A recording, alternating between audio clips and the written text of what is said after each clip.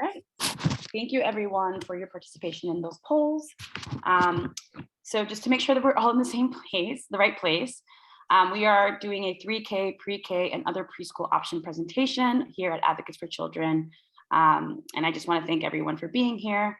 Let's get started.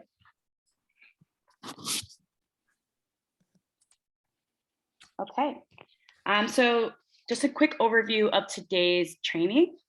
First, we will start with introduction of who AFC is. From then on, we will talk about DOE, 3K, and pre-K programs. Then we will talk about the applications to these Department of Education programs. From then, we will talk about special populations, which include students in temporary housing, students in foster care, students with disabilities, and dual language learners. From there, we will talk about early learn, and then go on to Head Start, and lastly, talk about some of the resources that exist here. And clearly we have a lot to cover, so let's get started. Okay, so what is Advocates for Children? Advocates for Children is an independent agency that protects the rights of all New York City students.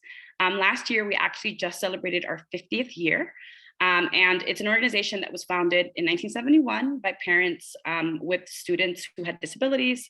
Since then, our mission has expanded over the years, and now our mission is to ensure high quality education for all New York City students who face barriers to academic success, with a particular focus on students from low income backgrounds. And some of the services that we provide is that we have a helpline. Again, we don't have the capacity necessarily to take in everything that comes in. And so the helpline is a great way to kind of get some of the questions answered. And our number for that helpline is 1-866-427-6033. Again, you will be getting a copy of this presentation. So all of these various things will be kind of at your fingertip if you ever need to refer to it. We also provide free legal services to low-income families, as we talked about earlier. There are guides and resources on our website that covers a lot of things, such as a presentation like this. We do workshops and trainings, as you all are a part of this one right now. And lastly, we do policy advocacy and impact litigation, so that we continue to sort of push to ensure that we are moving the needle forward and not just handling case by case, but trying to actually move forward in creating legislation and policy that really benefits all New Yorkers. Okay, and so let's talk a little bit about the early childhood program options that exist. So there is 3K, which is a Department of Education program, pre-K for all, which is also a Department of Education program, and then Early Learn, which is another Department of Education program. Head Start also is another kind of 3K program that is, some of them are also run by the Department of Education, but not all Head Start programs are. Something else that's kind of important to know is that it's a little complicated because there's different names for these programs that we of course will talk about. But important to know that one preschool can actually house all 4 of these programs. And so we will talk a little further about them just so that we understand the differences in the programs. Okay, so 3K is a Department of Education run program. Children have the opportunity to start attending in the summer of the year that they turn 3. And so in this case, students born in 2019 are eligible to begin in September of 2022. These programs are free full day programs, so they run for 6 hours and 20 minutes. Like I mentioned, they are run by the Department of Education.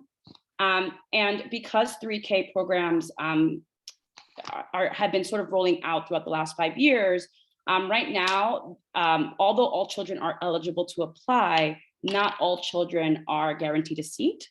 And then there are, of course, some programs within this DOA 3K program that offer extended hours and year-round services.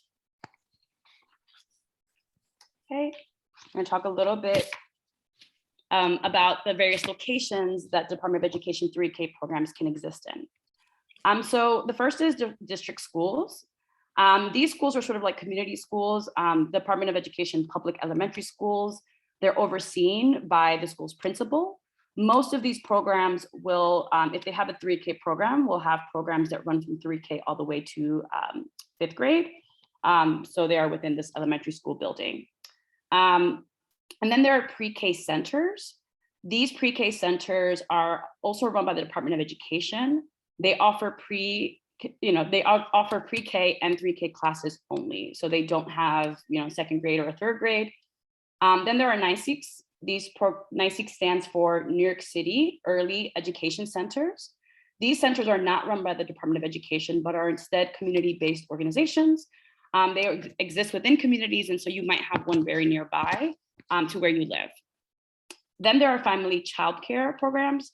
These are home-based programs where licensed professionals come in to work with students or children, and that program runs from birth to 3.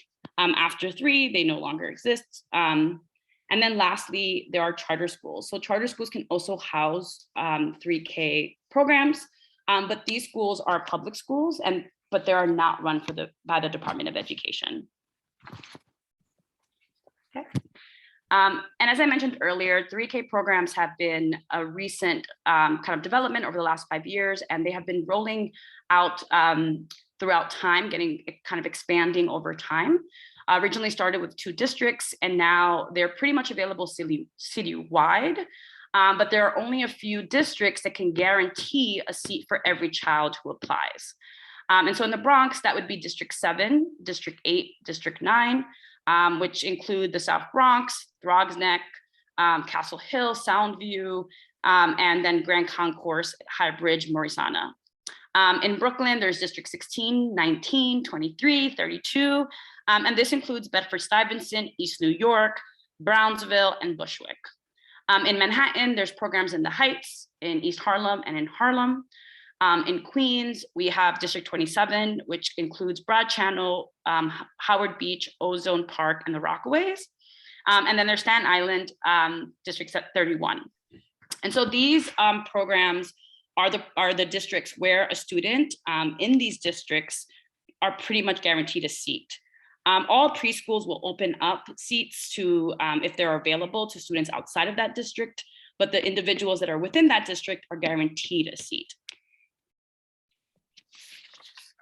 Okay. And then there are programs that are known as 3K extended day/year programs.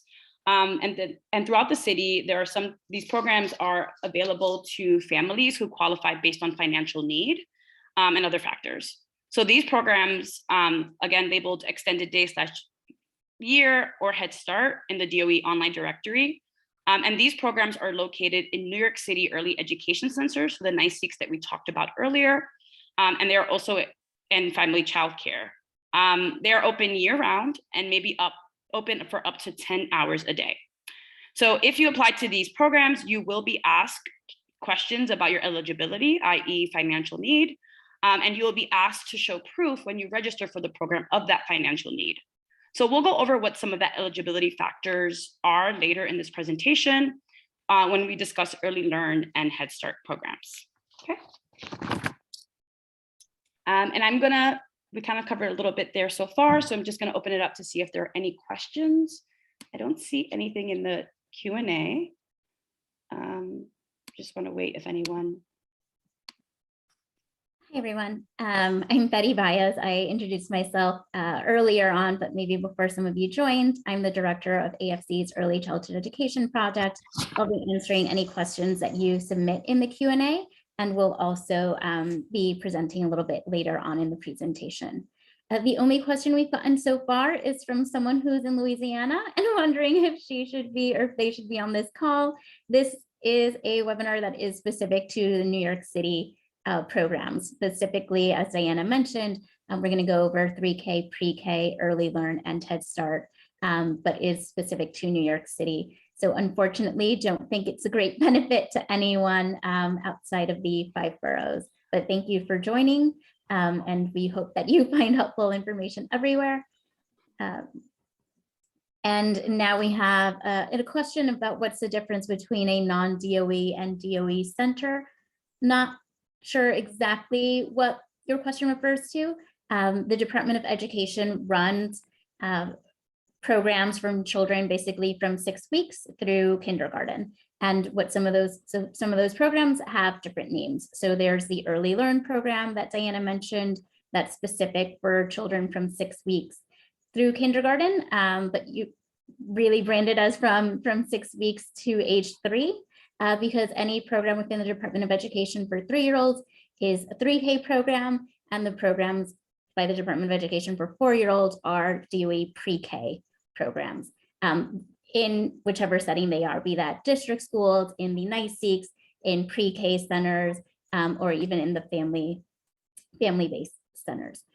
So they are all set to the same, they all have the same standards.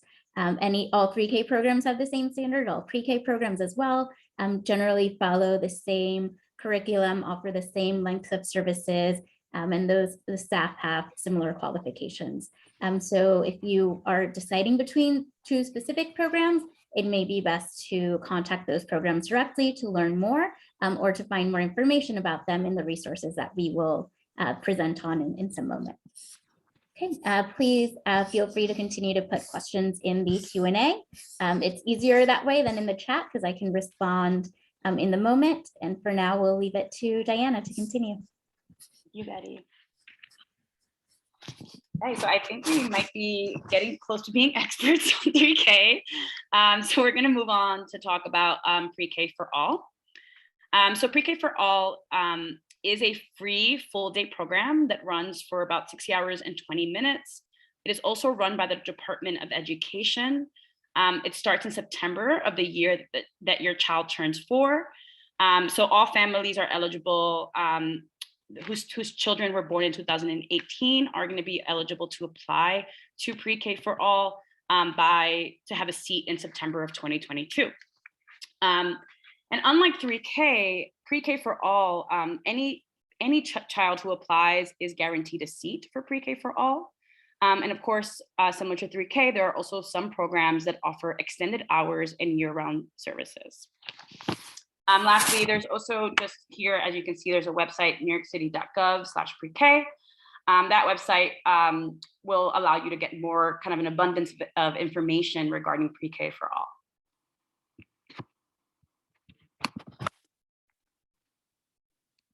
Okay, and so these pre-K, Department of Education run pre-K programs can be located in one of these 4 places.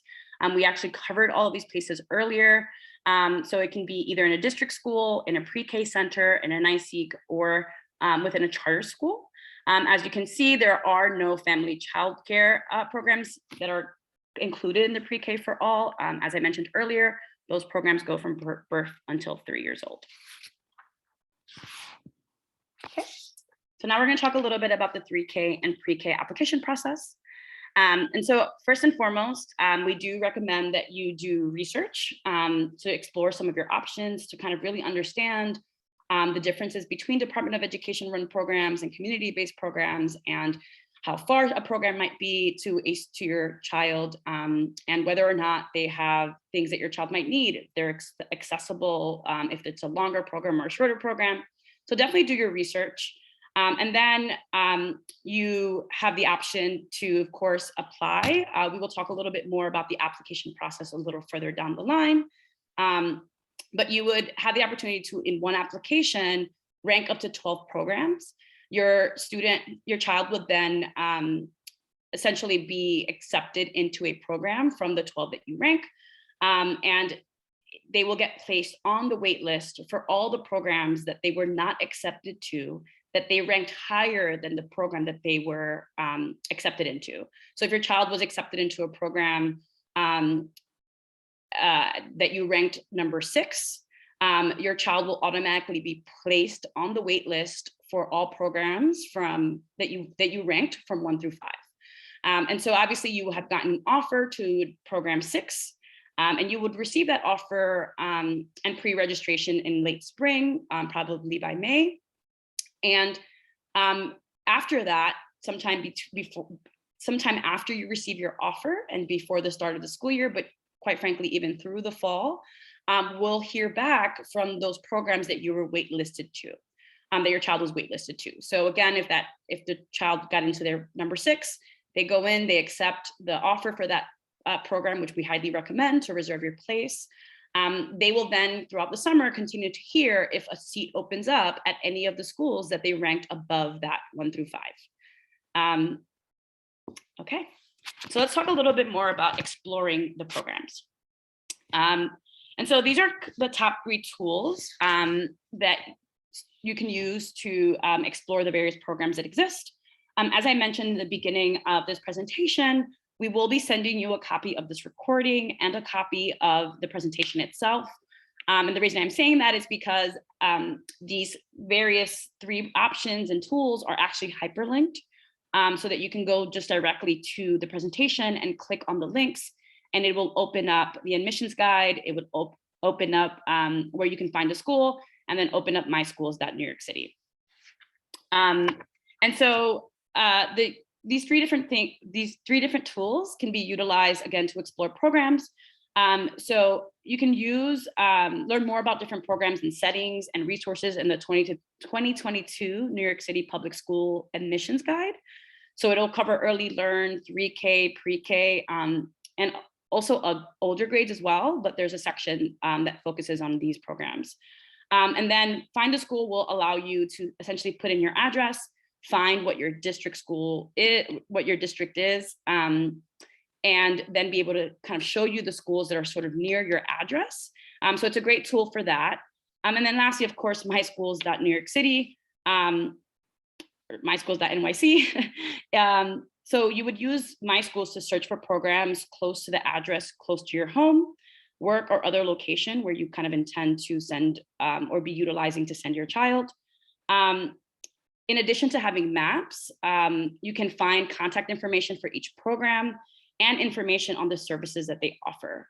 The other good thing is in My Schools, you can actually star the programs that you kind of have been liking, and then apply to the programs that you're interested in based on those stars. And the application itself to the programs will be within My Schools. The other thing I wanted to note was that unfortunately there are no printed directories this year, and most programs unfortunately are not conducting tours due to the pandemic, but some may be hosting virtual open houses or information sessions. And the best thing to do is to contact each program to learn more. Obviously, as COVID restrictions are easing up, some schools may be more amenable to having an in-person tour, but the best way to find out would be to call the school itself. And then we will just kind of show you here an example of My School. What we did here was actually put in the address of Advocates for Children. We are located near Penn Station, which is not a very residential place. So as you can see, there are not too many schools nearby, but just importantly wanted to show you how My Schools works. You would put your address on the search bar here on the left, and it will be able to kind of show you, is it a NYSEEK program, which both of these actually are, what district it is in, how close the school is to you, what are the subways near it. And there are other filters that we will also talk about in just a second, but really wanted you to see a visual representation of the way that My School directory works. And so part of that, when I mentioned the filters, is that you can actually filter these programs through subway lines that you might need. So for example, if you're like, you work on the 2 train line and live near the 2 train line, maybe it makes sense to sort of filter and see what schools exist within that train line. You can filter through district, you can filter through program type, and you can also filter whether or not the program runs throughout the year. On My Schools directory, you will also find more program information that has to do with the type of program that it is. It'll give you the contact information for the program. It'll give you the admissions priorities of the program itself. We'll talk a little bit more about the admissions priority in just a second. And it'll also talk a little bit, it'll also give you a quality snapshot of some of the admissions priorities that were utilized in the past and that kids got in, quality snapshot of some of the benefits of the program and some of the kind of success of the students within the school. And then lastly, there will also be other features such as the languages that exist. And as we mentioned before, there are some NYSEEK programs that have income or other eligibility requirements because they are also funded through Head Start or childcare. So myschools.newyorkcity and 3K Finder know which NYSEEKs have these requirements.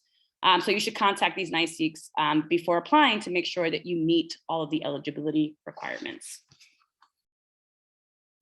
And I'm gonna just kind of do a pop quiz to see how we're doing with the information. And so the DOE provides busing to preschoolers attending 3K and pre-K in the following settings: A, district schools; B, pre-K centers; C, NYSEEKs; 3, all of the above; and E, none of the above. Also, we haven't covered this quite yet, so please just do your best.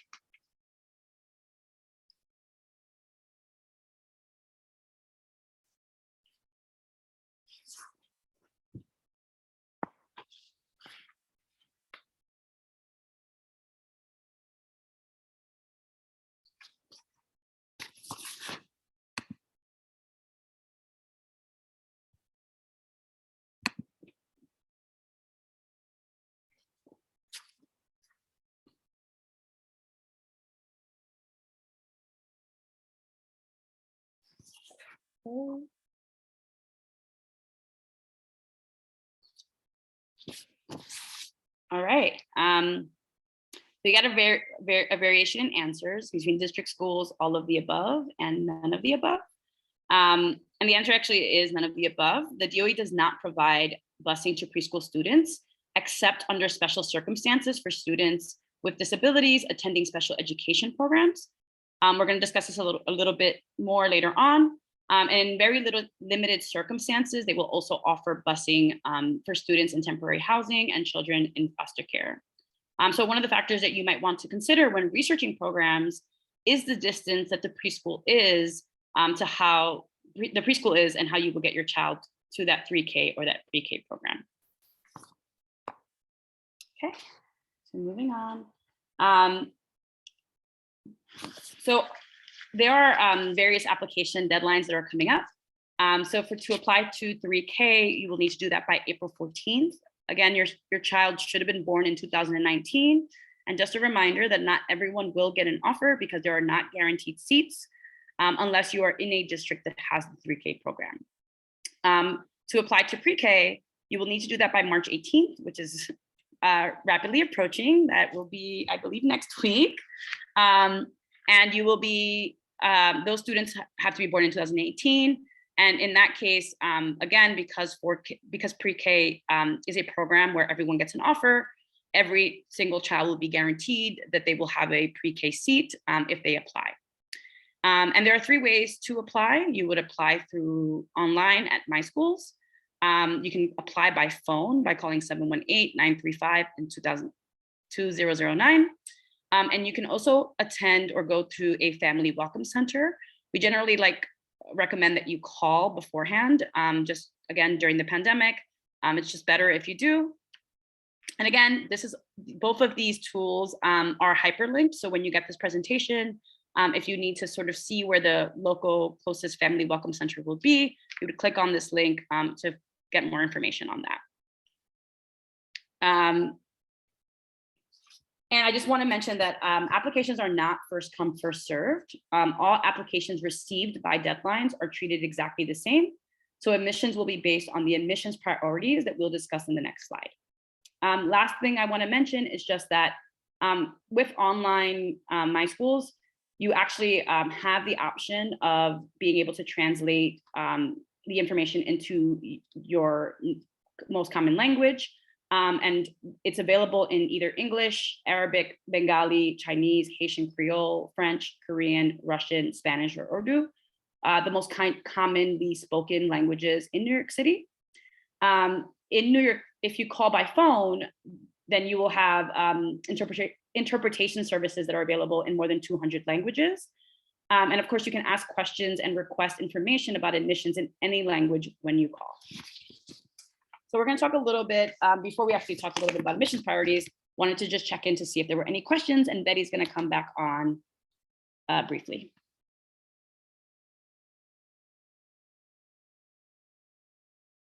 Perhaps.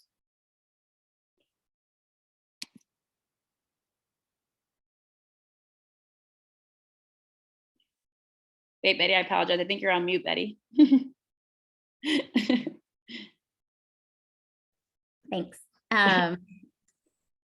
There haven't been any questions in the Q&A. Please submit your questions in the Q&A. I do see one question in the chat. What if your child has an IEP? How do you learn about the preschool special education programs in your district? Preschool students with disabilities are encouraged, or families of preschool students with disabilities are encouraged to apply to the DOE 3K and PreK program if those are of interest to you. And you should apply by the application deadlines that are, as Diana mentioned, quickly approaching, especially for PreK for children born in 2018. If a child, you should apply even if your child hasn't yet had an IEP meeting, or even if you aren't sure what the IEP may recommend. We will discuss rights of preschool students with disabilities later on in this presentation, but you should know that children can attend 3K and PreK and receive special education services in those settings, including all of their related services and see-it services. And hopefully we'll answer any of your other concerns later on in this presentation. Thank you, Betty. Okay, so we're going to talk a little bit about admissions priorities within the district schools. So for families who list a particular program anywhere on their applications, students in the first priority group for that program will be accepted first. And then offers will be made to the second priority group, and so on and so on, until all seats in that program are filled. If more students apply for a program within a single priority group or category, then the program can accept, then offers are made based on a random selection or lottery within that priority group. So most 3K and PreK for all programs in zoned district schools accept students in the following order of priority. For PreK students, it would be current students who attended the school's 3K program, if one existed. Then zone students who will have a sibling at the school. And of course, a sibling in this case includes a half sibling, a step sibling, and foster siblings of the applicant. So it's not just biological siblings, but indeed any sibling who lives in the same household as a student. Then we go on to other zoned students. Then next in district and in district students who have a sibling at the school. And then out of district students who will have a sibling at the school. And then we go to other students who live in the district. And then lastly, other students who live outside of the district. And again, these various categories are just the priority groups by which a school will make an offer within the ranking that exists. Okay. And so again, just because that was a particularly complicated kind of admissions priority, we wanted to do a quick pop quiz. So true or false? Children who attend a PreK program in a district school are guaranteed a seat in that school for kindergarten.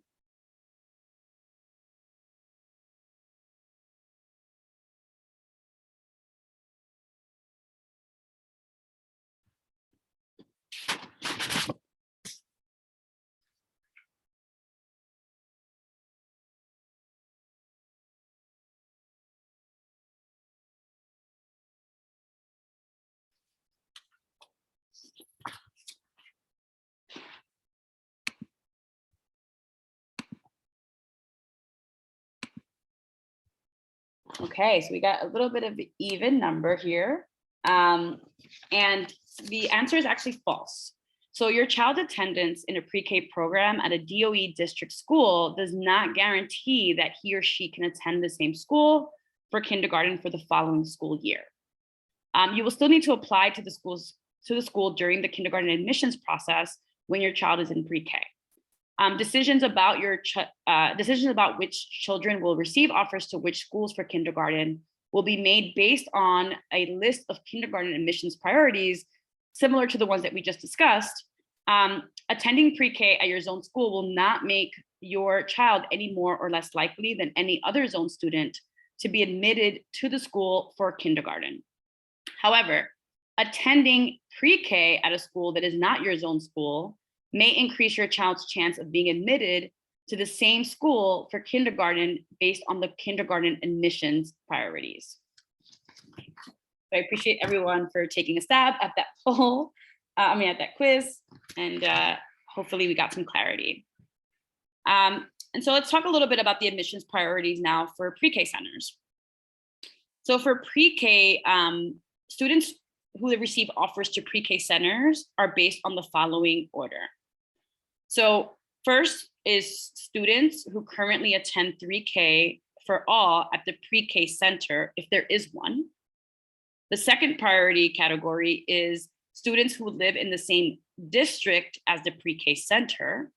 And then lastly, the last kind of priority group would be students who live outside the district. So again, if there is 3 seats available, the individuals who would kind of have priority, if there were 5 people who applied and 3 of them were current students and 2 of them were in district, those current students would be the individuals who would get accepted to the school, and the other 2 school students who were in district would have to essentially get into the next program that they would have applied for, because there would not be enough space in that current program for them to be accepted because they were not at the highest priority level.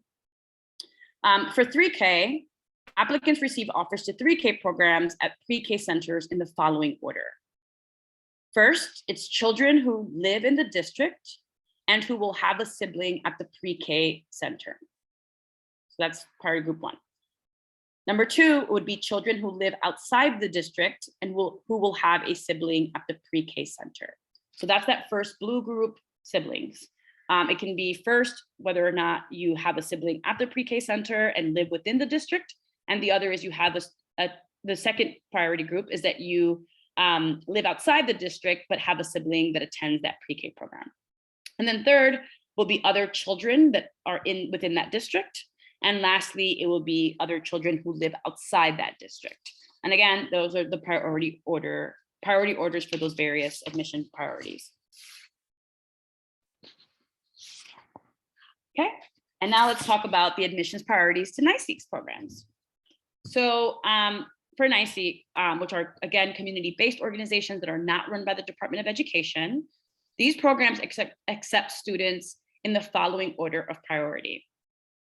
So first, it would be current students enrolled at the NYSEEK who attend the program for infants/toddlers or 3-year-olds during the 2021 to 2022 school year. Number 2 would be siblings of current students who are enrolled at the NYSEEK program. The third admission priority category is families that are receiving, students whose families currently receive free or subsidized social services from the organization operating at the NYSEEK. The fourth priority group are students who speak a language other than English that the NYSEEK specializes in serving. And lastly, after those 4 categories comes all other students will be given a seat if they have enough space. And again, we just covered the various admissions priorities, the various types of programs that exist, which is something that as you are applying, you should think about and really kind of be a part of the research and exploration that you're doing. And so to go a little through the application process, the offers and registration aspect of this. So all families who applied for pre-K should receive an offer, as we mentioned earlier. But again, not all families who applied to a 3K program are going to be guaranteed a seat. So once you receive an offer, if you receive an offer, you should accept the offer and register for the program, because that will guarantee you a seat in the program. So instructions should be included in the offer letter that you receive on how to do that. So families who applied on My Schools will get a notification from My Schools. You will automatically be on the wait list, as we discussed earlier, for any school that you ranked higher than the school that made you the offer. So accepting the offer does not remove you from that wait list. You are automatically placed on the wait list for every single school that you ranked higher than the one that you got admitted into.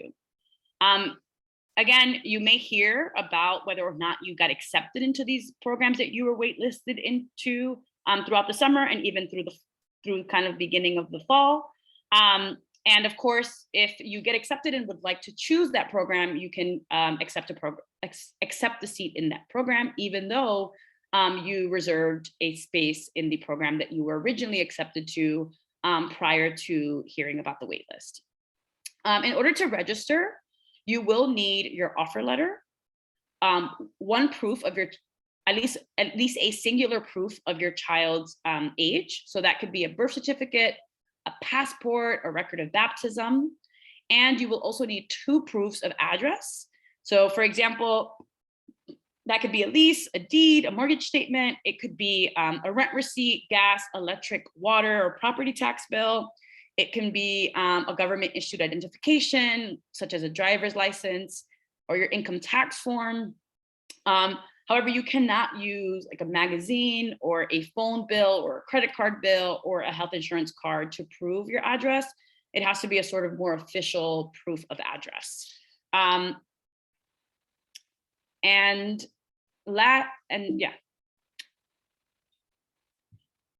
now we will cover what it means to apply to charter schools. Again, charter schools are free public schools, but they are not run by the Department of Education. Instead, they are run by a board of trustees. And it's just really important to note that you can find these programs on myschools.nyc. You can contact these schools directly to apply, but you cannot apply to them through the general application that you would have on My Schools. Most applications for these charter schools are due by April 1st. And most of these admissions will be through lottery, as not through the admissions priorities that we talked about before, but instead through a lottery system that they use. And now we will see, just because we've covered a lot, I'm going to have Betty come back on and see if there are any other questions or any further questions. Thanks, Diana. The only question that I'm seeing is in the chat regarding students with disabilities. As I mentioned earlier, and as Diana said during the introduction, we will have a section of the presentation that focuses on students with disabilities when we discuss special populations that I think will address your questions. So I'm just gonna table it for now. And if I haven't answered the question, please just flag it for me in the chat, or better yet, in the Q&A, and I will come back to you. I'm not seeing any more questions right now, so we'll continue with the presentation. We're going to start with another poll.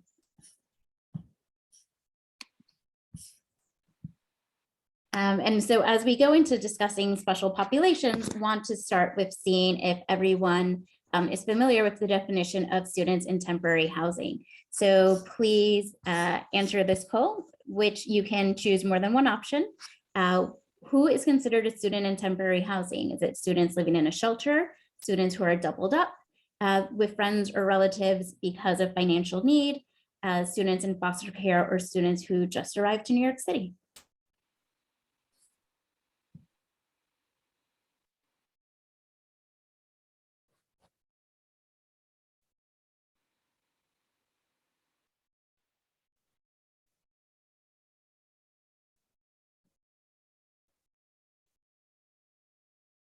Can give people a few more seconds to respond.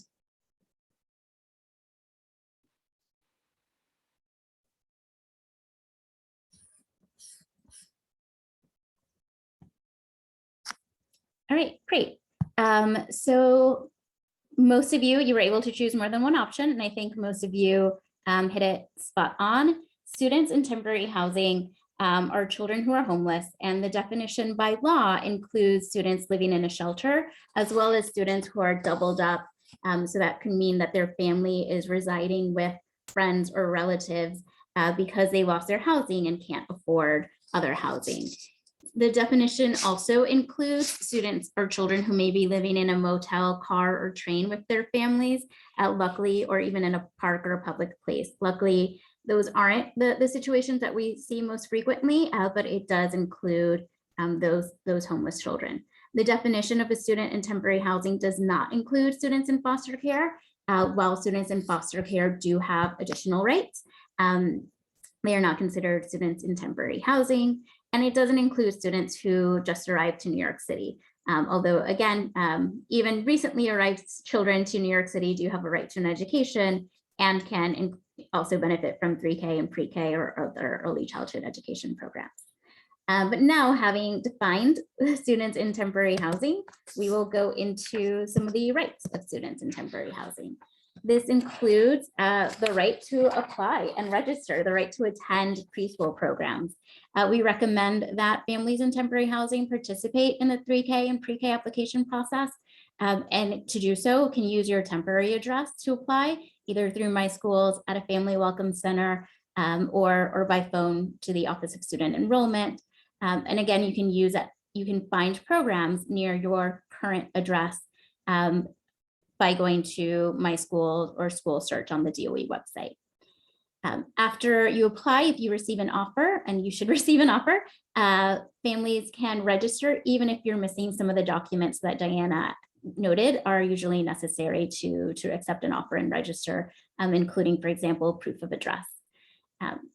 Once the school year is in progress, your child has the right to immediate enrollment. So if there's an open seat, a child can attend even if you're missing documents. There is a grace period for students in temporary housing so that the program's required to give you some time to gather the necessary documents. And in the meantime, your child is eligible to enroll and start attending the program. So that is acknowledging that families in temporary housing may have challenges having all of the documentation in place. Children in temporary housing also have the right to school stability, meaning that they can stay in a program even if they change their address. It's also up to the parent, right? If it's no longer a convenient program for you, you can request assistance finding a new program closer to your new home. But depending on how far you're going or when in the school year, if you want that stability for your child, you do have a right to keep them in the program that they start in, even if you've relocated. To help with that school stability, there is a right to transportation for students in temporary housing. The most common form of transportation is the right to a monthly Metro card for parents. So you will need an adult to be able, obviously, to take the child to their 3K pre-K program. There is the possibility of busing. It's only in limited cases for children participating in 3K and pre-K. Most commonly, it's if there's already a route available. For example, if the child's attending a 3K or pre-K in a district school, and their older sibling attends that district school and has busing in place. So it's not common, but it is definitely something that you can ask about if you're interested in it. And to do so, we recommend that you reach out to the DOE regional managers. This is a hyperlink. The regional managers are experts in the rights of students in temporary housing within the Department of Education, are there to offer assistance to families, but also to programs that are working with children who are in temporary housing. Additionally, AFC, Advocates for Children, has a project dedicated to learners in temporary housing. It is called Project Lit. So you can email us for assistance with any case you have involving a student in temporary housing, or you can call our helpline. As I mentioned, students in foster care are not students in temporary housing, but do have additional rights as well. For the most part, all foster agencies have a case planner and education specialist, which are great resources to parents, to birth parents, foster parents, to all families. And we recommend that you work closely with your case planners or education specialists, many of whom will be able to assist with applications and enrollment process and answer questions related to transportation and provide additional services, including in some cases reimbursement for the cost of transportation. Like students in temporary housing, students in foster care have the right to immediate enrollment, meaning they have a right to, during the school year, have a right to a seat, have a right to attend a program with an open seat, even if they cannot provide documentation. There's similarly a grace period to allow the family to secure the appropriate documentation, and the child is eligible to attend the program while the family works on getting those documents. Students in foster care also have the right to school stability, so they can stay in a program when a child is placed in foster care or changes foster homes, and when they go back to their, or if they go back to their birth parents. Again, it's also parent choice if they would prefer to have their child attend a different program, but having that school stability is a great option. And students in foster care have the right to transportation. Here as well, it's most commonly in the form of Metro cards. To get those Metro cards, recommend that you talk to your child's preschool program and also to your child's case planner or education specialist. There similarly is a possibility that your child can secure busing for 3K and pre-K programs specifically. We're not talking about early learner Head Start in these situations. That is also usually in limited circumstances where there is already a route available.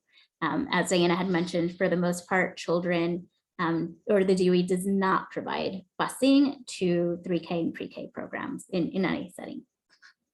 All right, students with disabilities. Just like students in temporary housing and students in foster care, we recommend that students with disabilities apply to 3K and pre-K programs and to apply by the deadline and recommend that you do this even if you haven't yet had an IEP developed for your child or you're unsure of what services your child will need in the upcoming school year.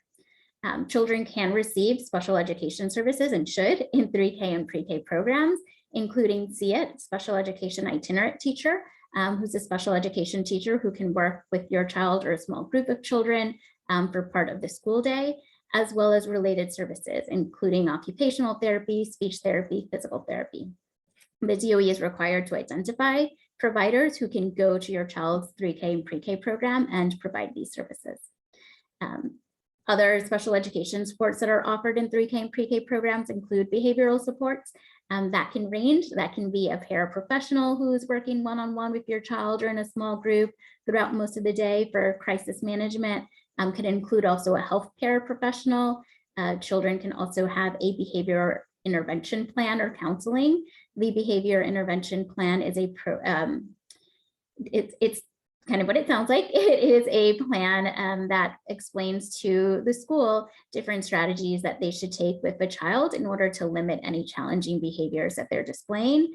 And it's usually developed with the parent following an evaluation that's called a functional behavioral assessment, where the child is observed over a series of days.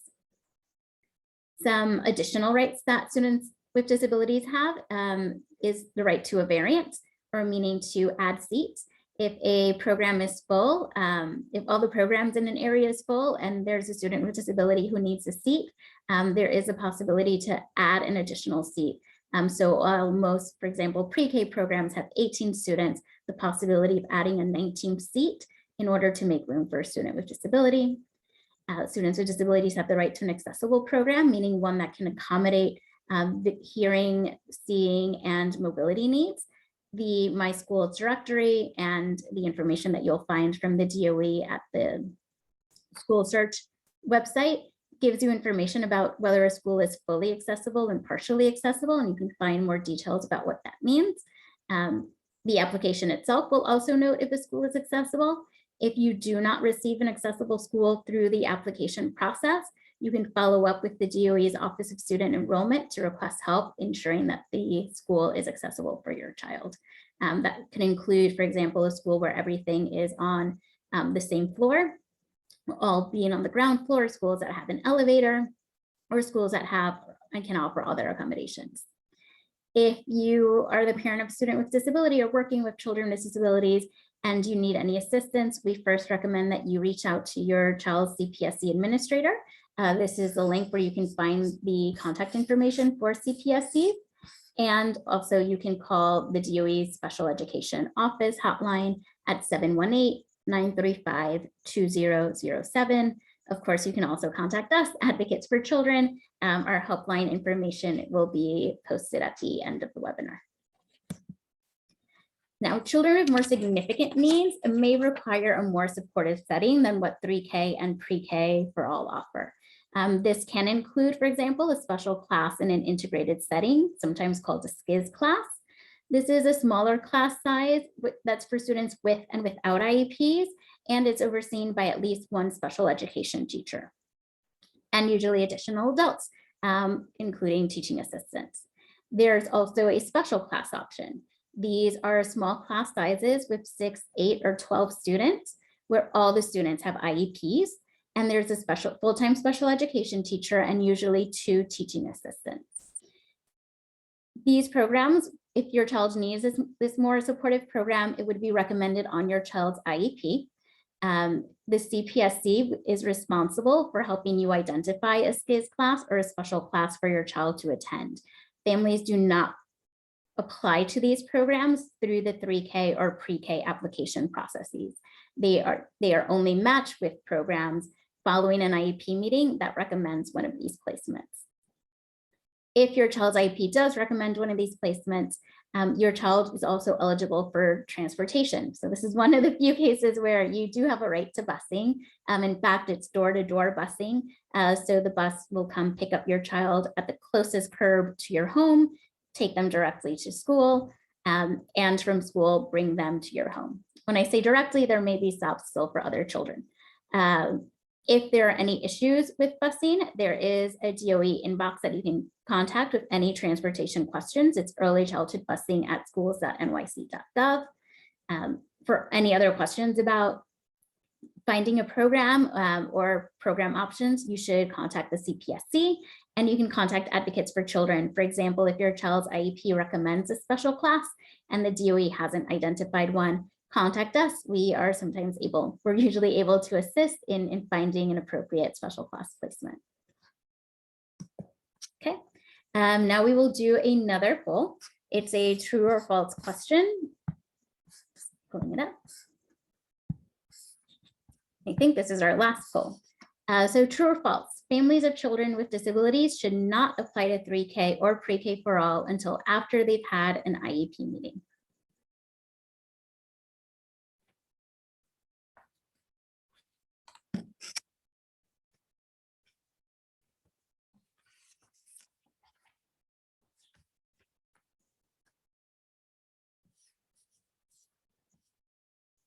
We'll give 10 more seconds.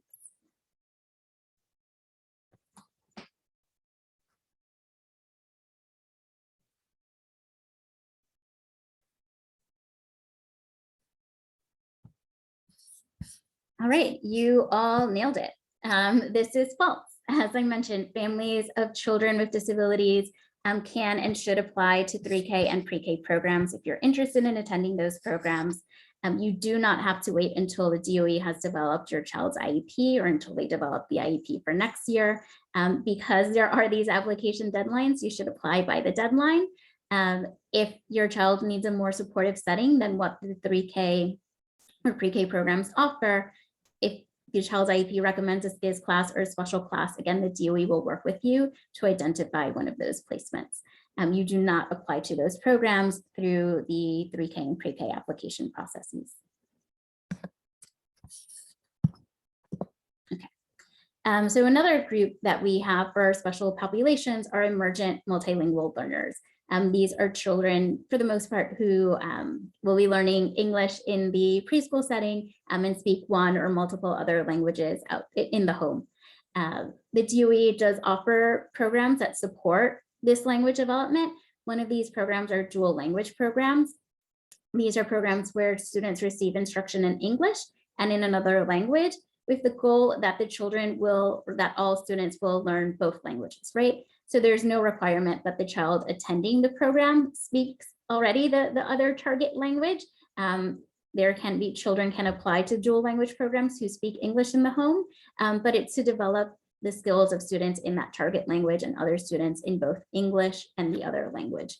So instruction throughout the day can be in both languages. Materials will be available in both languages, and the teacher should speak both languages.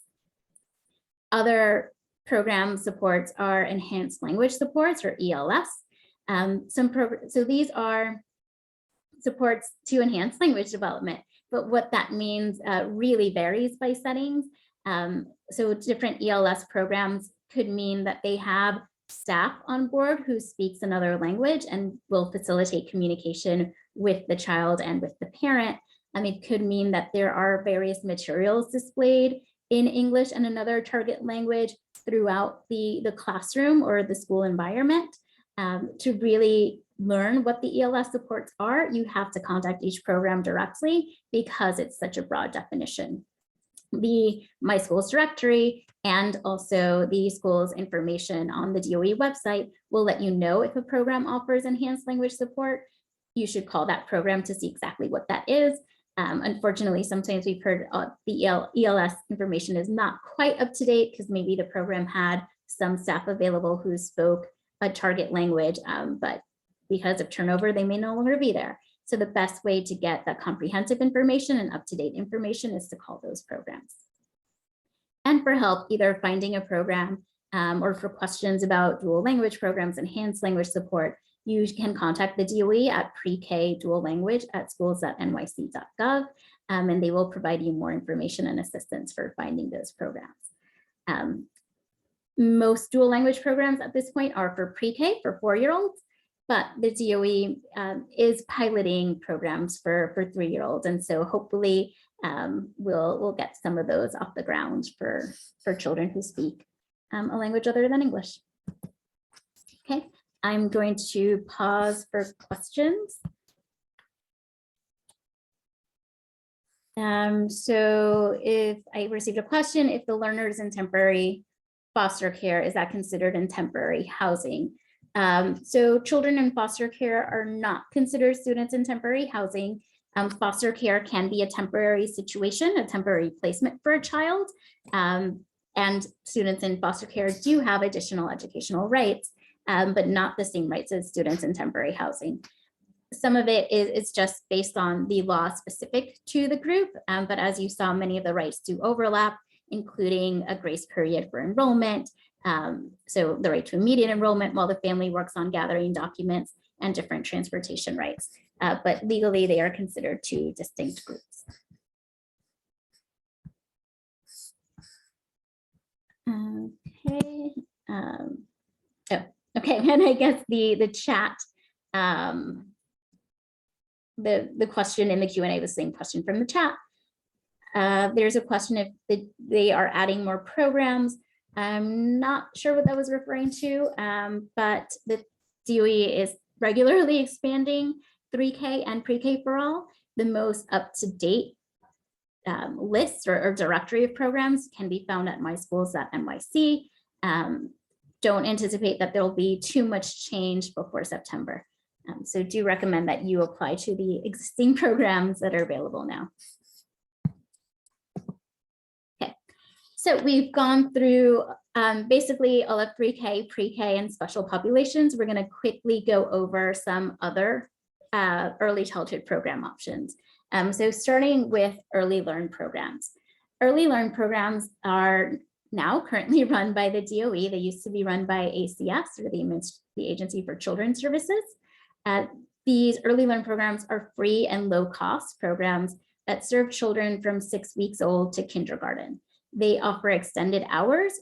So although most 3K and pre-K programs are about 6 hours and 20 minutes, early learn programs can last up to 10 hours a day and provide year-round services, so including the months of July and August. To qualify, or families have to qualify to be eligible for early learn programs, and that is based on need, including income and other factors that I'll go over in a moment. Early learn includes, and this is where it kind of gets a little complicated, early learn includes what's called childcare seats, what are considered Head Start seats, as well as 3K and pre-K. So although it is a program from children from basically birth or 6 weeks old to kindergarten, 3-year-olds within early learn will be considered 3K students. And to receive a seat in an early learn program for a 3-year-old, you should apply to the DOE's 3K program. And children in an early learn program, so extended day and year, for pre-K, children who are 4 will be considered a pre-K student. To learn more information about early learn, you can go to the DOE's website at nyc.gov/earlylearn. Because we've covered 3K and pre-K, I'm going to focus here on the childcare and Head Start seats. So eligibility for early learn childcare. This is where we focus on that younger population, so really infants and toddlers. Children are eligible once they are 6 years old and can attend early learn through kindergarten. Although again, will be considered 3K and pre-K as a child gets older. Eligibility depends on financial need and other factors of need, including family on public assistance, families who are low income and need childcare because they have a job or educational responsibilities, and so they need that support for their child, families with active cases with ACS, families living in temporary housing, families receiving domestic violence services. There are a lot of different eligibility factors. Do recommend that you look into the resources I'm about to mention to see if you qualify. Based on the eligibility, some families may need to pay a fee, and this is sliding scale. So while the programs are free or low cost, it does depend on the family's eligibility if they will have to make any payment. To see if you're eligible, you can call 311, you can contact a family welcome center, or call the Child Care Resource and Referral Agency. The Child Care Resource and Referral Agency, as well as the Family Welcome Center, will not only help you determine if you're eligible, but can also help you identify programs in your area with seats available and help you apply. And again, especially for the children who are under 3, you do not apply. There's no centralized application. You can apply directly to programs or by contacting Family Welcome Center and Child Care Resource and Referral Agencies. Early Learn Head Start seats. These are the Head Start seats that are run through the Department of Education. There can also be independent Head Start seats, as Head Start is a national program. Eligibility for Early Learn Head Start seats based on age, it's for children 3 to kindergarten, so 3 and 4-year-olds, which is that can also be considered 3K and pre-K students. Eligibility for the Head Start seat is based on need. It's for low income families in temporary housing and families of children in foster care. The benefit of Head Start is that they, like all early learns, can offer extended day and as well as year-round services. Head Start programs also can offer additional social service supports that I'll go over when we talk about Head Starts generally. To apply to Early Learn programs, you can learn more and find programs first by calling 311, going on the DOE's website, nyc.gov, Early Learn, and finding programs and specific information about different sites at myschools.nyc. To apply, it depends on your child's age. So for families of children born in 2018, child's turning 4, you apply through the pre-K application process. For families of children born in 2019, child turning 3 should apply through the 3K application process. For children born after 2019, you can apply directly to a program and you can apply at any time. There is no formal application process or deadlines to apply. It's more of a rolling basis and admissions. For help, again, you can contact Family Welcome Centers and the Child Care Resource and Referral Agencies to help determine both if you're eligible and to find seats available for your child and assist with that enrollment process. Families will need additional documentation. You have to show that you're eligible for the seat and provide that documentation before your child can enroll. Okay. Head Start programs. So Head Start programs are programs that are, it's a nationwide program, but in New York City, some are run by the Department of Education while others are run independently or directly contracted. They offer year-round and longer hours. Head Start programs usually are at least 10 hours a day. They offer not only the educational services like other preschool programs, but also health, nutrition, and social services, not just for the child, but for the entire family. To be eligible, the child based on age, there's what's called Early Head Start. That's available for pregnant mothers, infants, and toddlers, so children under 3. And then the more traditional Head Start is available for 3 and 4-year-olds or children before they enter kindergarten. Head Start also has eligibility requirements. It is for predominantly low-income families, families in temporary housing, children in foster care, and families receiving public assistance. To apply to Head Start programs, you can apply to the DOE run programs through the 3K and pre-K application process. Or you can also find a list of all Head Start programs in New York City by following this link, this bit.ly link, and searching for Head Start programs. This is a link to the national website. So it will give you a list of all the Head Start programs, regardless of who they contract with. Okay, I'm going to pause for questions. I know that was a lot to cover. Okay, I'm not seeing any questions, so we'll continue on. But please, if you do have questions, feel free to put them in the Q&A. So wrapping things up, basically with additional resources and know your rights. Families have a right to language access, meaning translation and interpretation, to get documents in your preferred language and to have conversations in your preferred language. Diana explained what some of those rights are in terms of the application itself, getting it translated or working with an interpreter to apply. But this also extends beyond that to once your child is in a program, particularly the DOE programs that we've covered. Translation refers to written documents, so letters, forms, meeting notices, special education documents. Interpretation is spoken communication, so having an interpreter for parent-teacher conferences, PTA meetings, meetings with school staff, special education meetings like IEP meetings, programs including across all settings, including community-based organizations, pre-K centers, district schools, have access to the DOE translation and interpretation services. If a program, you can request those services from the program. If they are not providing translation and interpretation, you can call the DOE language access complaint line or email the DOE at Hello Schools to request support with translation and interpretation. For more information on the topics we've covered today, or specifically for more information on students with disabilities, we have AFC's Early Childhood Education Trilogy, including our guide to early intervention, preschool special education, and turning 5 for parents of children entering kindergarten. With respect to programs and admissions, we have a early childhood education program guide specific to children turning 3 and 4.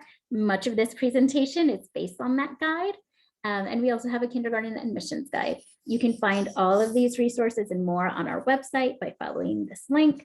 Our documents are available in English and Spanish, and many are also available in Arabic, Bengali, and Chinese.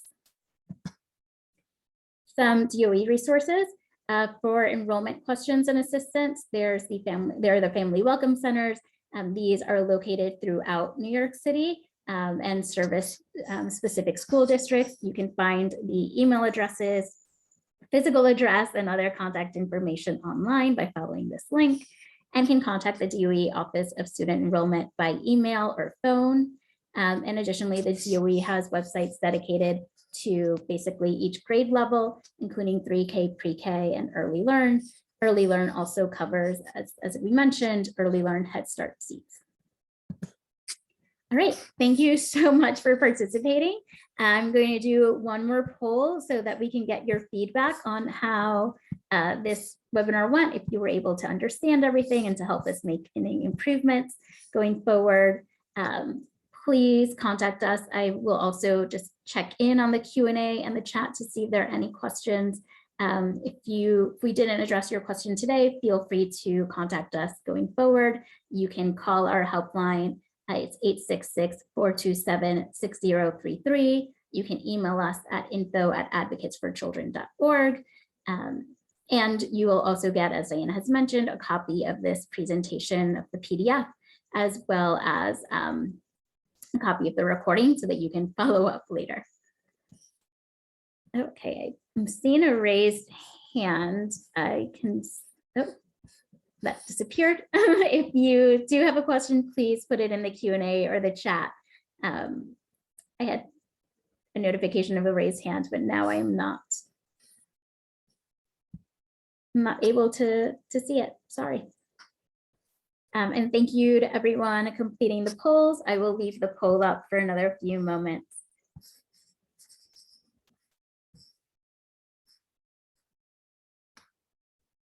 And thanks again for participating. Good luck to you with the application processes if you're applying to 3K or pre-K. Hopefully we answered any questions that you have and you feel more prepared to both find programs and apply to them, and understand how likely it is that your child will receive an offer to a program.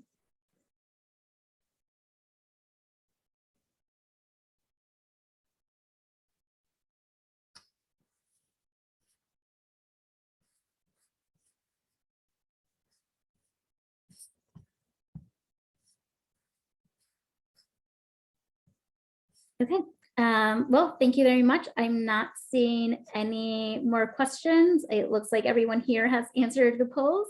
So that'll be all from us today. Take care.